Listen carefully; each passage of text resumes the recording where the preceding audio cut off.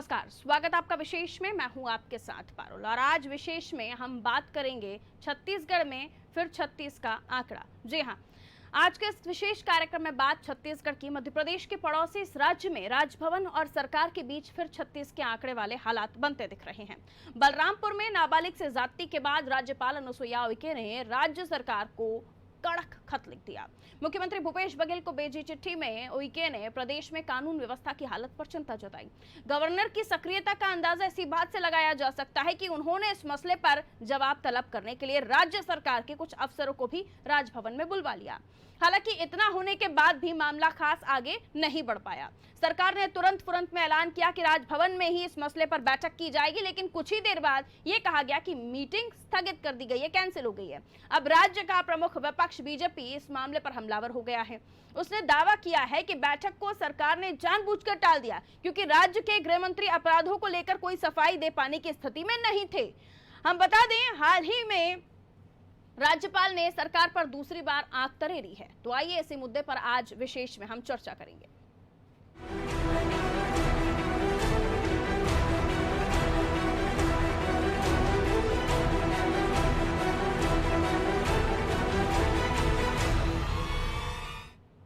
तो छत्तीसगढ़ में बढ़ रहे महिला अपराध को लेकर बघेल सरकार चौतरफा घिरी हुई है। विपक्षी पार्टी बीजेपी लगातार कांग्रेस को घेर रही है। कोंडागांव, बलरामपुर समेत लगातार सामने आ रही बलात्कार की घटनाओं को लेकर बीजेपी ने राज्यपाल अनुसुईया उइके से मुलाकात की, साथ ही कानून व्यवस्था को लेकर चिंता जाहिर की, जिसके बाद राज्यपाल अनुसुईया उइके ने पुलिस के आला अफसरों की बैठक बुलाई थी। लेकिन इससे पहले ही कांग्रेस इस मसले पर सामने आ गई। उसने न केवल राज्यपाल के पुलिस अधिकारियों को तलब करने को अपने अधिकार क्षेत्र में बेजा दखल करार दिया, बल्कि ये कहते हुए बीजेपी को अपने गिरेबान में झांकने की सलाह दी कि एमपी, यूपी समेत बीजेपी शासित राज्यों में छत्तीसगढ़ की बनस्पत ज्यादा अपराध हो रहे हैं।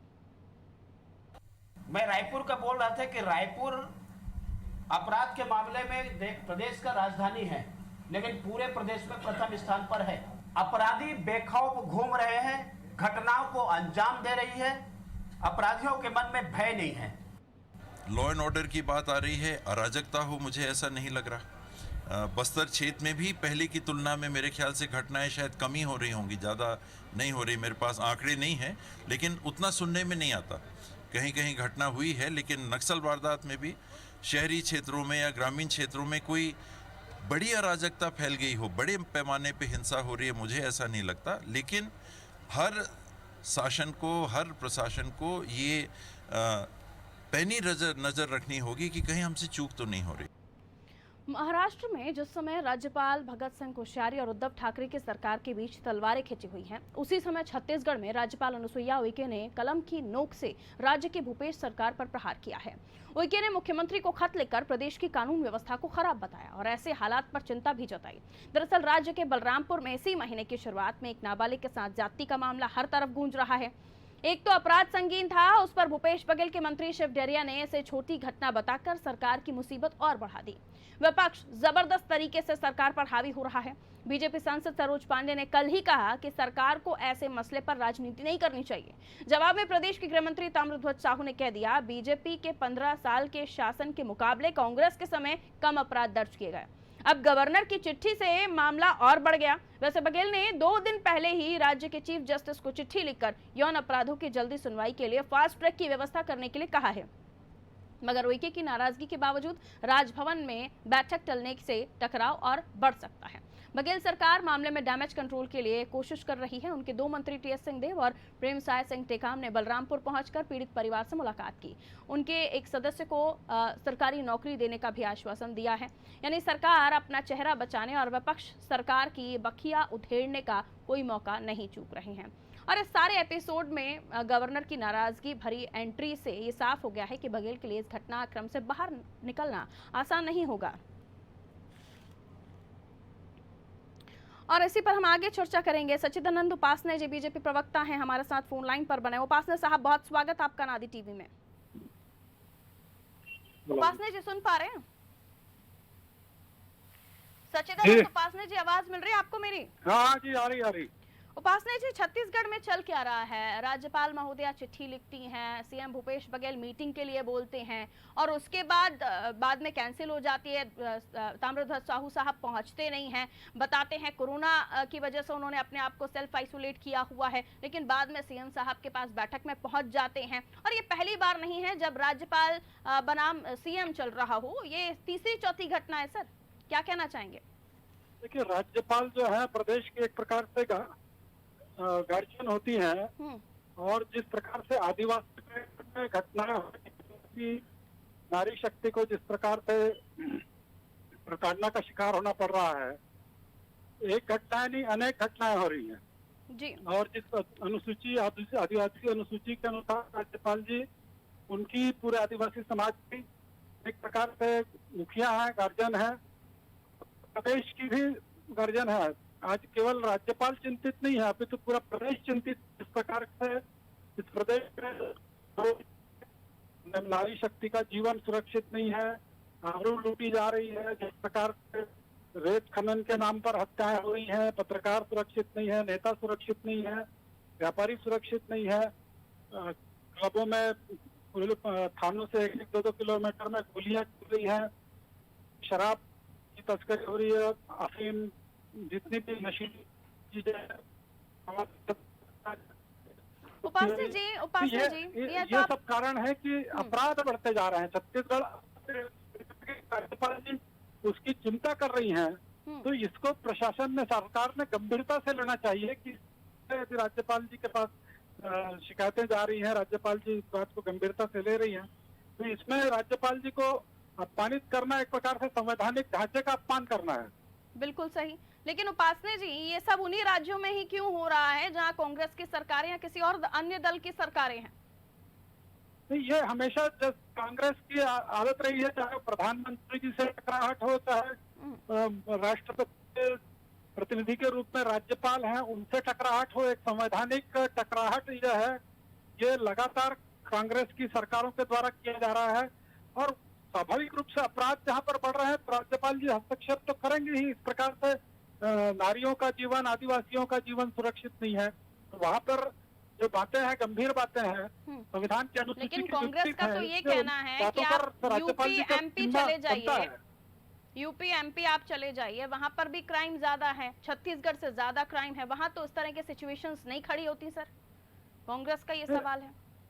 ये विषय ये नहीं है कि कहां पर हो रहा है, कहां पर जागरूकता की बात जहां पर है। नहीं तो आप राज्यपाल का इन्वॉल्वमेंट बता रहे हैं ना उपासना जी। राज्यपाल अगर वो देख रही हैं कि कोई चीज गलत हो रही है राज्य में, तो वो अपना अधिकार रखेंगी, अपना वो जो कर सकती हैं वो अपनी तरफ से करेंगी। लेकिन अगर दूसरे राज्यों की बात करें तो कांग्रेस को तो यही सवाल है ना, वहाँ क्यों नहीं वहाँ के राज्यपाल इन्वॉल्व होते हैं? कांग्रेस उठाए ना, हम अपने राज्य की बात करते हैं कि हमारे राज्यपाल, हमारी राज्य की राज्यपाल स्वयं आदिवासी है और स्वयं गंभीरता से इस बात को ले रही, तो उसको शासन ने गंभीरता से लेना चाहिए कि हमारे राज्यपाल इस प्रदेश की चिंता कर रही है, घटनाएं बढ़ रही है, अपराध बढ़ रहे हैं, उस पर चिंतित है, तो ये इस बात की चिंता उनको करनी चाहिए, उसको बंद करने के, उस पर नियंत्रण के उपाय करने चाहिए। ये नहीं कि उसके बदौलत आप राजनीतिक हथकंडा बना लें, उसको राज्यपाल से टकराहट करें। वो तो प्रदेश के जनता की हित की बात कर रही है, स्थिति भले ही एक जैसी हो। भारतीय जनता पार्टी के नेता है, न वो किसी राजनीतिक दल के नेता है, वो तो राज्यपाल राष्ट्रपति के एक प्रतिनिधि के रूप में काम करती हैं। बिल्कुल सही कहा आपने। लेकिन आपने जो कहा अभी कि जिन राज्यों में अगर लगता है कांग्रेस को, तो कांग्रेस अपनी बात उठाए। मुझे ये बताइए, कंडीशन अगर सभी राज्यों में अपराध की एक जैसी लग रही है, अगर मध्य प्रदेश, उत्तर प्रदेश या अन्य राज्य जहां पर अन्य दल के सरकारें हैं, वहां पर अगर स्थिति ठीक नहीं है तो वहां के राज्यपाल बोलेंगे, और अगर बीजेपी शासित राज्यों में ठीक नहीं है तो वहां के राज्यपाल नहीं बोलेंगे। आप देखेंगे कि उत्तर प्रदेश में जिस प्रकार से सीबीआई जांच यदि हुई तो हर एजेंसी से जांच कराने के लिए तैयार है, तत्काल दोषियों को दंडित कर रहे हैं। यहाँ ऐसा तो कुछ दिख नहीं रहा है। 2-2 महीने, 2.5 महीने हो रहे हैं, लाश को दफन हो जाती है, लेकिन पुलिस प्रशासन चुपचाप रहता है। क्यों पोस्टमार्टम रिपोर्ट को दबा कर रखा जाता है? ये सारी बातें जो है, ये भारतीय जनता पार्टी की पॉलिसीज अलग अलग राज्यों में अलग अलग हो गई है क्या सर? बीजेपी की पॉलिसी अलग अलग राज्यों में अलग अलग हो गई है क्या? यूपी में तो इस तरह का कुछ नहीं बोलते आप लोग। अपने स्वविवेक से करते हैं। ये कोई भारतीय जनता पार्टी उनको नहीं बोल रही है। भारतीय जनता पार्टी तो एक जनता की आवाज बुलंद कर रही है। हम उन मामलों को लेकर लगातार आवाज बुलंद कर रहे हैं। कि जिस प्रकार की घटनाएं यहाँ पर हो रही हैं, जिस प्रकार से छत्तीसगढ़ अपराधगढ़ बनते जा रहा है, ये आज तक नहीं था। 15 वर्ष का इतिहास इस निर्माण, छत्तीसगढ़ राज्य के निर्माण के बाद का इतिहास देख लीजिए आप, अभी तक इस प्रकार की घटनाएं नहीं बनी है। ठीक है, तो ये स्थिति इसलिए बन रही है क्योंकि राज्यपाल महोदया को चिंता है छत्तीसगढ़ राज्य की, और छत्तीसगढ़ सरकार इस मामले में ध्यान नहीं दे रही क्योंकि वो अपनी कमियां छुपाने की कोशिश कर रही है। आपका ये कहना है? जी जी, निश्चित रूप से। अब आगे क्या सर, आगे क्या? सारी बातें जा रही है। उन्होंने तो, राज्यपाल जी ने तो इनकी घोषणाओं के बारे में भी कहा था कि भाई आप घोषणाएं कर रहे हैं लेकिन धरातल पर काम नहीं हो रहा है। आदिवासियों के साथ आप अन्याय कर रहे हैं, उनकी पेंशन को नहीं दे रहे हैं, उनके बीमा को आपने रोक दिया है, उनके सब प्रकार से सुविधाओं को आपने रोक दिया। उस बारे में भी राज्यपाल जी ने आवाज उठाई कि बाद में इनको करना पड़ा उसको। लेकिन दो ऐसे जिम्मेदार पद पर बैठे हुए लोग, चाहे सूबे के मुखिया हों या सूबे की राज्यपाल हों, अगर इस तरह से दोनों में ही तलवारें खिंच जाएंगी तो भुगतना तो जनता को है, राज्य को है। ये तो क्या राज्यपाल जी चुप रहे क्या?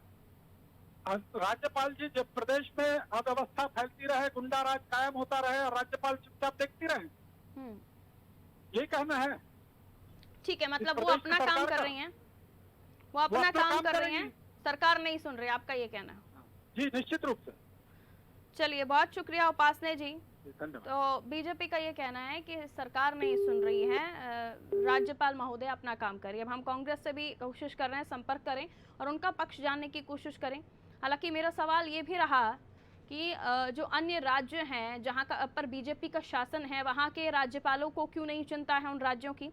देखिए, जो हमारा संविधान कहता है उसके मुताबिक, संविधान के अनुच्छेद 155 के अनुसार राज्यपाल की नियुक्ति राष्ट्रपति के द्वारा प्रत्यक्ष रूप से की जाती है, लेकिन वास्तव में राज्यपाल की नियुक्ति राष्ट्रपति के द्वारा तो की जाती है लेकिन केंद्रीय मंत्रिमंडल की सिफारिश पर की जाती है। ये भी एक छुपी हुई सच्चाई है। अब ऐसे में इसीलिए इस तरह के टकराव बन रहे हैं, चाहे वो हम महाराष्ट्र की बात कर लें, राजस्थान, छत्तीसगढ़ या फिर भोपाल, मध्य प्रदेश की भी बात करें, जब कांग्रेस की सरकार 15 महीने यहाँ शासन कर रही थी और राज्यपाल लालजी टंडन थे।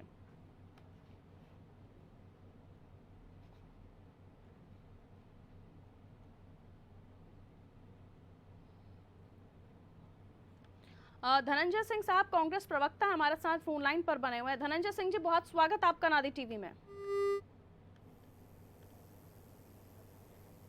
तो कट गए, बीजेपी कट गया।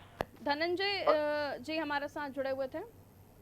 जी धनंजय जी, बहुत स्वागत आपका नादी टीवी में। नमस्कार। नमस्कार धनंजय जी, हम बात कर रहे हैं जो छत्तीसगढ़ में इस वक्त राज्यपाल और सीएम साहब के बीच जो तलवारें खिंची हुई हैं उनको लेकर कैसे देखा जाए, क्योंकि अभी बीजेपी से उपासने जी हमारे साथ जुड़े तो उनका कहना है कि अगर व्यवस्थाएं बिगड़ रही हैं, कानून अपना काम, कानून व्यवस्थाएं अगर ठीक नहीं है, आपराधिक घटनाएं बढ़ रही हैं, तो क्या राज्यपाल चुप रहेंगी? उनका ये कहना था। कांग्रेस का क्या पक्ष है इस पर? देखिए, मुख्यमंत्री भूपेश बघेल की सरकार राज्य में सभी व्यवस्थाओं को दुरुस्त करने काम कर रही है। 15 साल से छत्तीसगढ़ में चाहे शिक्षा के क्षेत्र की हम बात कर लें या स्वास्थ्य की बात कर लें या सुरक्षा की बात कर लें, ये अन्य मामले के सभी मामले बिगड़े हुए थे। रमन भाजपा के शासनकाल में अपराधियों के हौसले बुलंद थे। किस प्रकार से तस्करी की घटनाओं में लगातार भाजपा नेताओं के संलिप्तता उजागर हो रही है, भाजपा नेताओं का संरक्षण उजागर हो रहा है और मुख्यमंत्री भूपेश बघेल की सरकार इन सभी मामलों में काम कर रही है। राज्य में कानून व्यवस्था दुरुस्त है और जो अपराधी हैं उनको पकड़ा जा रहा है, पीड़ितों को न्याय दिलाने का काम किया जा रहा है। और देखेंगे आप, जो भी गैर जिम्मेदार अधिकारी हैं जो अपने कर्तव्यों का पालन नहीं कर पा रहे हैं या जिम्मेदारियों से भाग रहे हैं या लापरवाही बरत रहे हैं, उन पर कार्रवाई की जा रही है। तो निश्चित तौर पर राज्य में सारी व्यवस्थाएं दुरुस्त है और भारतीय जनता पार्टी जिस प्रकार से राजनीति कर रही है, ये बहुत दुर्भाग्य की बात है। राजभवन की गरिमा होती है और उस गरिमा का पालन किया जा रहा है। लेकिन क्यों आखिर इस तरह से कोल्ड वार चल रहा है राजभवन और सीएम हाउस में, सीएम साहब और राज्यपाल में? सूबे बेड़ा में घटना हुई, उसके बाद भी विवाद सामने आया। लॉ एंड ऑर्डर की स्थिति को लेकर अभी विवाद है। विश्वविद्यालय में नियुक्तियों का मामला हो तब विवाद की स्थिति, पेंड्रा गोरेला नगर पंचायत बनाने की बात हो तब विवाद की स्थिति। अगर ऐसे ही चलता रहा सर, तो फिर कैसे छत्तीसगढ़ में बाकी विकास के कार्य होंगे? या फिर अगर राज्यपाल महोदया को इंटरफेयर करना पड़ रहा है तो मैसेज तो ये जा रहा है कि सरकार अपना काम नहीं कर पा रही। देखिए, मैंने पहले कहा कि भारतीय जनता पार्टी ने राजभवन को राजनीतिक अखाड़ा बना लिया। मुख्यमंत्री भूपेश बघेल सरकार के 20 महीनों के काम के बाद भाजपा और भाजपा के नेता मुद्दावीर हो चुके हैं, मुद्दों के दिवालियापन के दौर से गुजर रहे हैं। अगर छत्तीसगढ़ के किसानों के धान की कीमत 2500 रुपये मिलता है उसमें अड़ंगा कौन लगाता है? केंद्र की नरेंद्र मोदी सरकार अड़ंगा लगाती है उसमें। भारतीय जनता पार्टी के सांसद और विधायक उसको समर्थन करते हैं और राज्यपाल महोदय जी किसानों के हित में केंद्र सरकार को पत्र लिखते हैं कि नियमों कायदों को शिथिल रखा जाए और किसानों को जो धान की 2500 रुपए कीमत देना है उसमें किस प्रकार के अवरोध उत्पन्न ना हो। राज्यपाल महोदय जी की क्षत्रिय किसानों के प्रति चिंता है। और कहाँ भारतीय जनता पार्टी ने देखा, किसी एक भारतीय जनता पार्टी डालो जिसे हम बात नहीं किया। तो लगातार देखेंगे भारतीय जनता पार्टी छत्तीसगढ़ के किसानों के, छत्तीसगढ़ के मजदूरों के, छत्तीसगढ़ के रहवासियों के और छत्तीसगढ़ कला संस्कृति के विरोध में काम कर रहे हैं। और मुख्यमंत्री भूपेश बघेल जी छत्तीसगढ़ में 20 महीने में जो खुशहाली लेकर आए हैं, जो आप देखेंगे देश भर में जो आर्थिक मंदी है वहाँ छत्तीसगढ़ मुख्यमंत्री भूपेश बघेल सरकार के कामों के बदौलत आर्थिक मंदी के दौर से बाहर है। और यहाँ पे सभी प्रकार के काम हो रहे हैं। कोरोना में अच्छी लड़ाई लड़ी गई है, कोरोना के खिलाफ मजदूरों के घर वापसी हुआ है, किसानों के उनके उपज का 25वां दाम मिल रहा है, कर्ज माफी हुआ है, बिजली बिल हाफ है। तो जो खुशहाली है छत्तीसगढ़ की वो भारतीय जनता पार्टी को बच नहीं रही, भारतीय जनता पार्टी नाव को आंख में चुभ रहा है। लेकिन धनंजय जी, अगर राज्यपाल महोदया तमाम व्यवस्थाओं को लेकर चिंतित हैं तो उसमें गलत क्या है? अब वो बीजेपी के लिए तो काम नहीं कर रही हैं, जाहिर है राष्ट्रपति से नियुक्ति होती है और उन्हीं की प्रतिनिधि होती हैं, जो भी राज्यपाल होता है होती हैं। तो अब अगर उनको चिंता है राज्य की और अगर आप के सरकार यानी कांग्रेस की सरकार को राज्य की चिंता है तो भला ताम्रध्वज साहू मीटिंग में क्यों नहीं पहुंचे? कोरोना का हवाला देते हैं, आइसोलेशन का हवाला देते हैं, लेकिन बाद में सीएम की मीटिंग में पहुंच जाते हैं। ये तो गलत है ना सर? देखिए, मैंने कहा कि राज्य में मुख्यमंत्री भूपेश बघेल की सरकार छत्तीसगढ़ के 2.5 करोड़ जनता को खुशहाली के लिए काम कर रहे हैं, उनके रोजगार के लिए काम कर रहे हैं, उनके स्वास्थ्य के लिए काम कर रहे हैं, उनके शिक्षा के लिए काम कर रहे हैं, उनके उन्नति के लिए काम कर रहे हैं। तो निश्चित तौर पर मुख्यमंत्री भूपेश बघेल की सरकार अपने एजेंडे में काम कर रही है। और जैसे मैंने पहले कहा कि भारतीय जनता पार्टी राजनीतिक मुद्दों के दिवालियापन के दौर से गुजर रही है। सवाल मेरा आप समझे नहीं शायद धनंजय जी। सवाल ये था कि ताम्रध्वज साहू साहब अगर चिंतित हैं, गृहमंत्री हैं, वो मीटिंग मुख्यमंत्री साहब ने कहा कि वही मीटिंग होगी तो उन्हें पहुंचना चाहिए था। उन्होंने कहा कि आइसोलेशन का हवाला दिया उन्होंने, वो वहां नहीं गए, बाकी सीएम की मीटिंग में पहुंच गए। चिंतित हैं वो व्यवस्थाओं को लेकर। मैंने कहा ना कि राज्य सरकार की अपनी व्यवस्थाएं हैं और राज्य सरकार अपनी व्यवस्थाओं को दुरुस्त करने में, यानी उन्होंने इस मीटिंग को शायद इम्पोर्टेंट नहीं समझा। सीएम साहब के बुलावे पर ये मीटिंग उनके लिए महत्वपूर्ण नहीं थी। हेलो जी धनंजय जी, महत्वपूर्ण नहीं थी उनके लिए मीटिंग, इसलिए नहीं पहुंचे राज्य सीएम साहब की मीटिंग में। राज्यपाल राजभवन में सीएम साहब ने मीटिंग बुलाई, वहां ताम्रध्वज साहू साहब नहीं पहुंचे।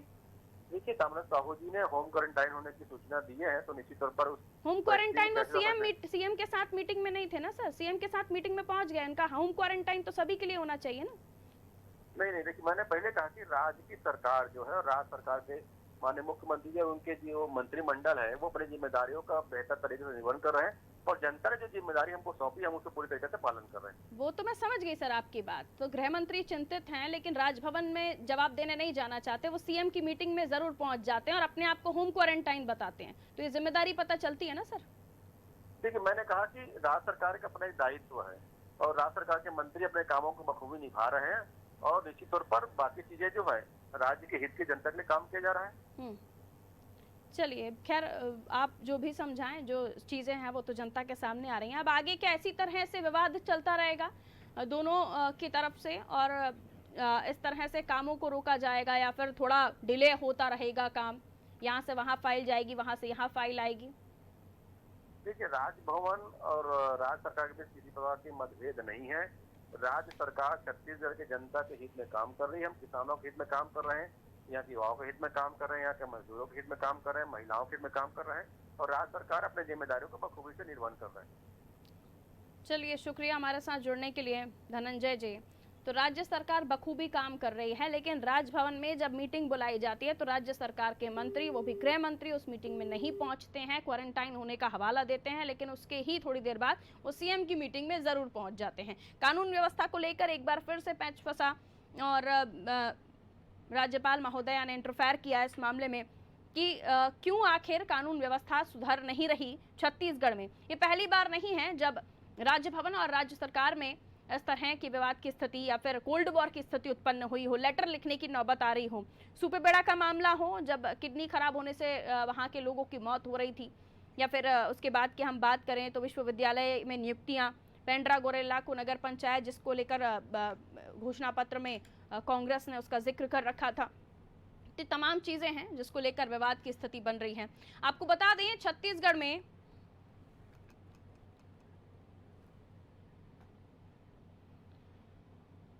डेढ़ साल, जी हाँ, छत्तीसगढ़ में पूरे 1.5 साल में कई मुद्दों पर सरकार और राजभवन आमने सामने हो चुके हैं। राज्यपाल अनुसुईया उइके ने प्रदेश भर संभालने के बाद, माफ कीजिए, पदभार संभालने के बाद गरियाबंद के सुपेबेड़ा में किडनी की बीमारी से हो रही मौतों को लेकर वहां जाने का फैसला किया। उस समय राज्यपाल को सरकार हेलीकॉप्टर नहीं दे रही थी, सरकारी हेलीकॉप्टर नहीं मिल रहा था, जिसके बाद राज्यपाल ने सड़क मार्ग से जाने की घोषणा कर दी थी। हालांकि बाद में सरकार ने हेलीकॉप्टर उपलब्ध कराया था और स्वास्थ्य मंत्री टीएस सिंहदेव उनके साथ सुपेबेड़ा गए। वहां पानी की गुणवत्ता को सुधारने और सरकारी अस्पताल को मजबूत करने का निर्णय लिया गया, वहां सुविधाएं बढ़ाने का निर्णय लिया गया। उसके बाद प्रदेश में कुलपति के चयन और अधिकार को लेकर राज्यपाल ने आपत्ति दर्ज कराई, जिससे संबंधित 8 विधेयक अब भी राजभवन में लंबित पड़े हुए हैं। इसको लेकर मंत्री रविंद्र चौबे, शिव डहरिया, उमेश पटेल राजभवन पहुंचे और मामले के निराकरण का आग्रह किया। इस मामले में राज्यपाल ने विधि विशेषज्ञों की राय लेकर निर्णय लेने का आश्वासन दिया था। इससे पहले आदिवासी क्षेत्रों में नगर पंचायत और नगर पालिका के गठन पर भी सरकार और राज्यपाल के बीच टकराव दिखा था। 27 ग्राम पंचायतों को नगर पंचायत में परिवर्तन किए जाने पर राज्यपाल ने ऐतराज जताया था। राज्यपाल ने कहा था कि अनुसूचित क्षेत्रों में पैसा कानून 1996 लागू है और इसके तहत ग्राम सभा को विशेष अधिकार दिए गए हैं। ग्राम पंचायतों को नगर पंचायत बनाने से वहां के लोग पैसा कानून के प्रावधानों से वंचित हो जाएंगे। अनुसूचित क्षेत्र के नगर पंचायतों के लिए पैसा कानून अभी संसद द्वारा पारित नहीं किया गया। ऐसी स्थिति में राज्यपाल की अनुमति के बिना कोई भी कार्रवाई किया जाना संवैधानिक प्रावधानों का उल्लंघन है। लेकिन इसके बाद भी भूपेश सरकार ने मरवाही, गोरेला और पेंड्रा को नगर पालिका का दर्जा दे दिया था। इस पर राज्यपाल ने मुख्य सचिव से ग्राम पंचायत को नगर पंचायत में परिवर्तित करने के संबंध में वैधानिक स्थिति को तलब किया था। हालांकि राज्यपाल ने कई मौकों पर सरकार की सराहना भी की है। धान खरीदी को लेकर केंद्र सरकार के साथ चली खींचतान के दौरान राज्यपाल ने प्रदेश सरकार के पक्ष में केंद्र सरकार को पत्र लिखा था, जिसको लेकर अभी कांग्रेस के प्रवक्ता बात भी कर रहे थे। सरकार की नई औद्योगिक नीति की भी राज्यपाल तारीफ कर चुकी हैं। तो वाद विवाद तो है ही, कोल्ड वार तो है ही, लेकिन इसी बीच जो काम हो रहे हैं उसको लेकर भी राज्यपाल ने बात रखी अपनी। सवाल ये इस तरह से राज्यपाल और मुख्यमंत्री, वो भी उन राज्यों में जहां गैर भाजपा शासित राज्य हैं, महाराष्ट्र हो, राजस्थान हो, छत्तीसगढ़ हो, यहाँ इस तरह की स्थितियां उत्पन्न हो रही हैं। लेकिन बाकी राज्य जहां बीजेपी शासित राज्य सरकारें हैं वहां न्यूट्रल चल रहा है सब कुछ। ऐसे में सवाल ये कि आखिर इस तरह के मामले, इस तरह की खबरें निकलकर सामने क्यों आती है और छत्तीसगढ़ में तो ज़्यादा विवाद हो रहा है। अब दोनों ही दल अपनी अपनी प्रतिक्रियाएं रख रहे हैं कि अगर किसी तरह की परेशानी राज्य में चल रही है तो क्या राज्यपाल उस मामले में चुप रहें, बोले ना। और वहीं कांग्रेस का कहना है कि राज्यपाल बीजेपी के कहने पर काम कर रही हैं। अपनी अपनी टिप्पणियां हैं, उनकी अपनी अपनी बातें हैं, लेकिन देखना ये होगा कि आखिर ये कोल्ड वॉर कहां जाकर थमता है या नहीं थमता है। तो अगले विवाद का भी इंतजार कीजिए। फिलहाल मुझे दीजिए इजाजत और खबरों के लिए आप देखते रहिए अनादि टीवी। नमस्कार।